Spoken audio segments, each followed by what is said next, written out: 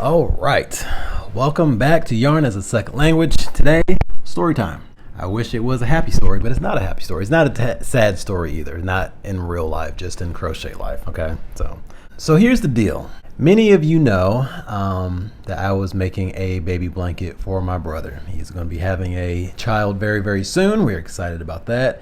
And I'm kind of carrying on, well, not kind of, I am carrying on the tradition of making some type of crochet project for the new kids born in the family. So why not continue with my about to be brand new nephew? So we went through the process, you and I, the whole YouTube world did. Went to Michael's, we bought some yarn, found some on clearance, bought it, didn't buy enough, had to go back. It wasn't on sale. It wasn't even there really, so I had to get something different. The yarn was a little different color, but it was good enough. And I was making basically a bunch of squares. If you guys have seen the video, then you already know what it looks like. I'll try to find an old clip and put it on here. Bunch of squares, gonna stitch them together. Voila, had a nice checkerboard baby blanket. However, this is what happened. Everything was going great. I made all the squares, I was stitching it all together.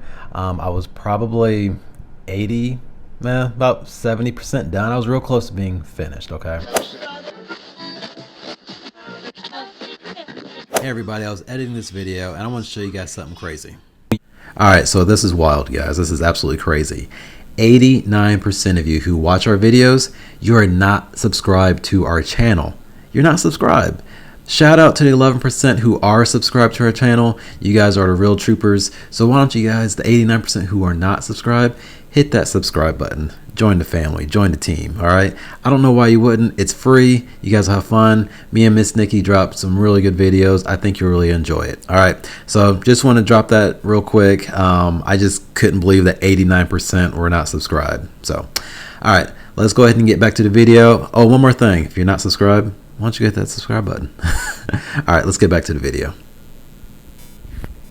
I put it down because I was in school. I graduated, by the way, and I'm going back next week. I'm going for my master's. Anyways, I put it down to go finish up school, and when I went back to it, I completely forgot how I was stitching everything together.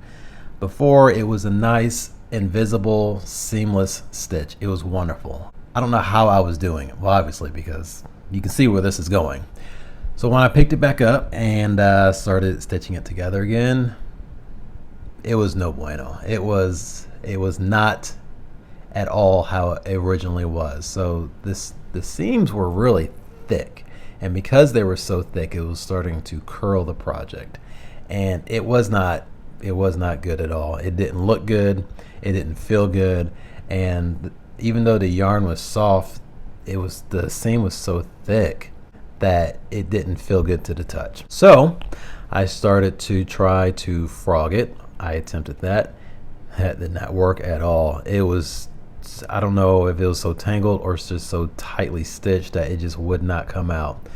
So I started to cut each individual stitch and pull it out tiny bit by tiny bit.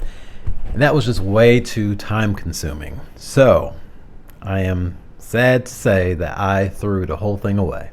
Okay, I got frustrated. I didn't want to put in the time to redo the whole thing. So I threw it away. But after I did that, I made a very quick blanket. So this is what I made. Let me clip this on real quick.